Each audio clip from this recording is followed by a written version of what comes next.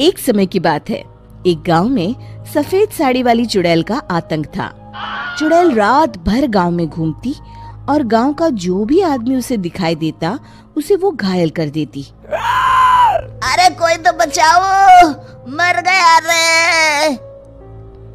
एक रात हरिया अपने खेत से अपने घर लौट रहा था कि तभी अचानक उसके सामने चुड़ैल आ जाती है।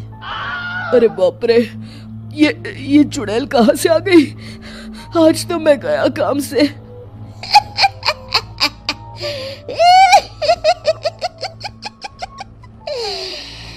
आज मुझे मेरा शिकार मिल गया।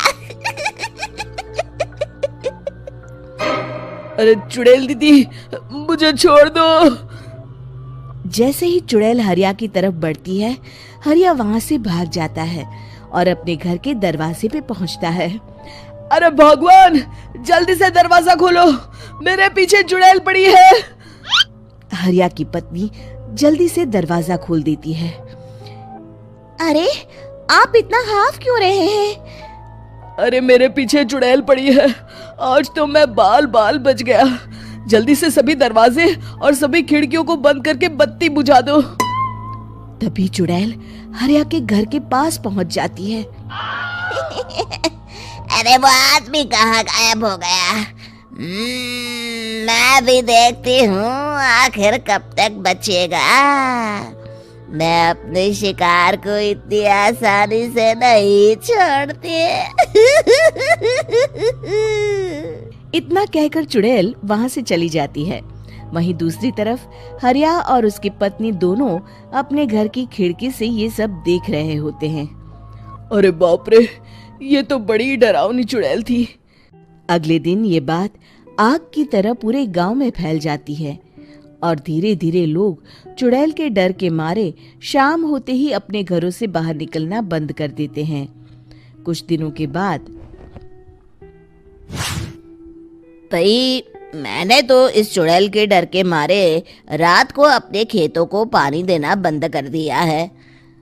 कहीं मेरी फसल सूख गई तो मैं तो कहीं का नहीं रहूंगा।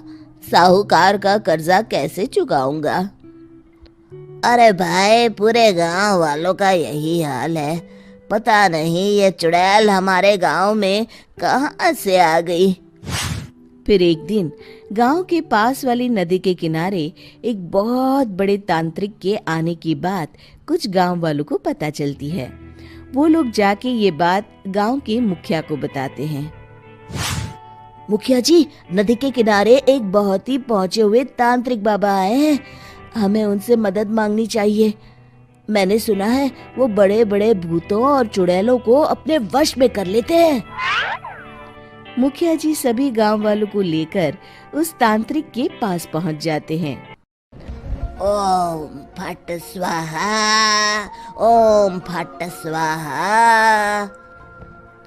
तभी तांत्रिक अपनी बंद आंखों को खोलकर कहता है, क्या बात है?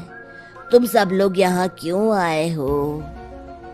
मुखिया जी उस तांत्रिक को सारी बात बता देते हैं। अच्छा, तो ये बात है।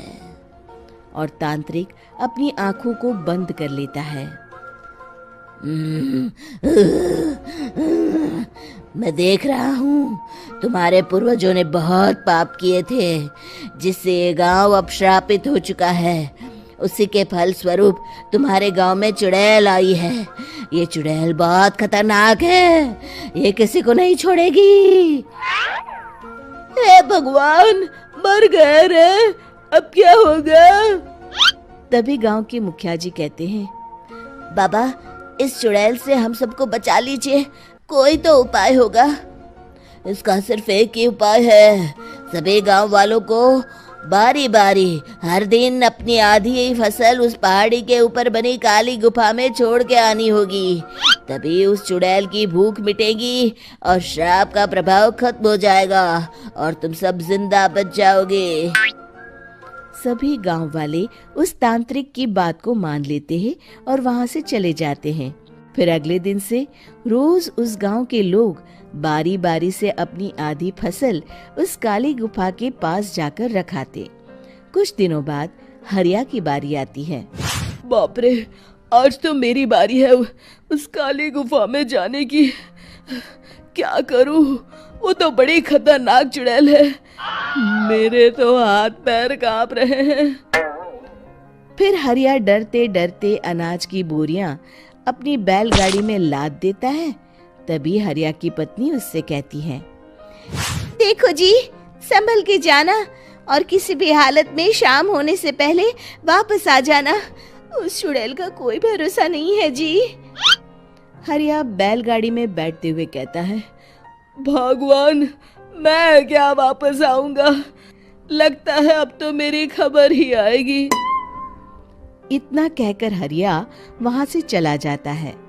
रास्ते में जंगल से गुजरते हुए हरिया की बैलगाड़ी का एक चक्का बड़े गड्ढे में फंस जाता है। हे भगवान, अब ये क्या मुसीबत है? हरिया नीचे उतर के पूरी ताकत से अपनी बैलगाड़ी को गड्ढे से निकालने की कोशिश करता है। बहुत देर मेहनत करने के बाद हरिया की बैलगाड़ी उस गड्ढे से बाहर निकल जाती है। हे भगवान, अब तो शाम होने वाली है। आज तो मैं गया काम से। जैसे तैसे हरिया काली गुफा में पहुंच जाता है। अरे मर गया रे, यहाँ तो चारों तरफ डरावना माहौल है। मैंने यहाँ आने में बहुत देर कर दी, कहीं चुड़ैल नाराज ना हो जाए।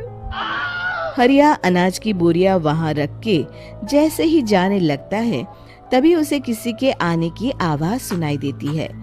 हरिया एक कोने में छुपकर अंदर देखने लगता है। चुड़ैल वहां आती है और फिर अपने चेहरे से नकली चुड़ैल का मुखौटा निकाल देती है। हरिया ये देख के हक्का बक्का रह जाता है। तभी चुड़ैल कहती है, भैया यहाँ आना। आज तो बहुत अनाज आया है, इसे मिलाकर अब हमारे पास ढेर सारा अनाज जमा हो गया है। कल ही हम इसे शहर में बेच आएंगे और माला माल हो जाएंगे।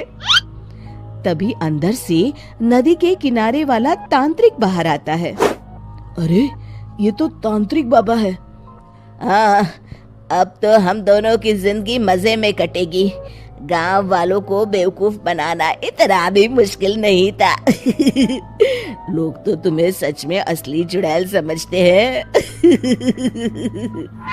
हाँ, तुमने सही कहा। अब ये गांव वाले चुड़ैल के डर से जिंदगी भर इस काली गुफा में अनाज पहुंचाते रहेंगे। अच्छा, तो ये बात है। ये दोनों पूरे गांव वालों को बेवकूफ बना रहे हैं। अभी जाकर सबको बताता हूँ। हरिया उन दोनों की पूरी बातें सुन लेता है और जल्दी से वापस गांव में आता है। गांव वालों को पूरी बात बता देता है। इससे पहले वो दोनों हमारा अनाज लेकर शहर जाए, हमें उन दोनों को पकड़ना होगा। उधर दूसरी तरफ नकली तांत्रिक और नकली चुड़ैल बनी औरत एक बड़ी गाड़ी में सारा अनाज लाद के वहां से निकलने की तैयारी कर रहे होते हैं। जल्दी करो, इससे पहले हमें कोई देख ले। हमें यहाँ से निकलना होगा। और तभी वो दोनों देखते हैं कि सामने से सभी गांव वाले अपने अपने हाथों में मशाल लेके आ रहे हैं। दोनों बुरी तरह डर जाते हैं। रुक जाओ, तुम दोनों का भांडा फूट चुका है। अरे मर गए रे, ये गांव वाले कहाँ से आ गए? तुमने क्या सोचा इतनी आसानी से यहाँ से निकल जाओगे? ये अनाज हमने अपने खून पसीने से दिन रात खेतों में मेहनत करके उगाया है। दोनों मुखिया जी के पैरों में गिर जाते हैं। हमें माफ कर दीजिए, हम दोनों एक नंबर के कामचोर हैं। बिना मेहनत किए पैसे कमाना चाहते थे। हाँ हाँ, अब हम आगे से मेहनत मजदूरी करके पैसे कमाएंगे। हमें कुछ मत करना, हमें छोड़ दीजिए। इतना कह के दोनों गांव छोड़ के भाग जाते हैं और सभी गांव वाले फिर से खुशी खुशी रहने लगते हैं। शिक्षा तभी तो कहते हैं कि किसी भी समस्या का समाधान केवल सूझबूझ से ही करना चाहिए और कभी हिम्मत नहीं हारनी चाहिए। दोस्तों, हमें उम्मीद है कि आपको हमारी ये कहानी पसंद आई होगी। कृपया हमारे चैनल को सब्सक्राइब करें और सभी अपडेट्स के लिए बेल आइकन जरूर दबाएं। और हाँ, वीडियो लाइक और शेयर करना मत भूलिएगा। Bye bye.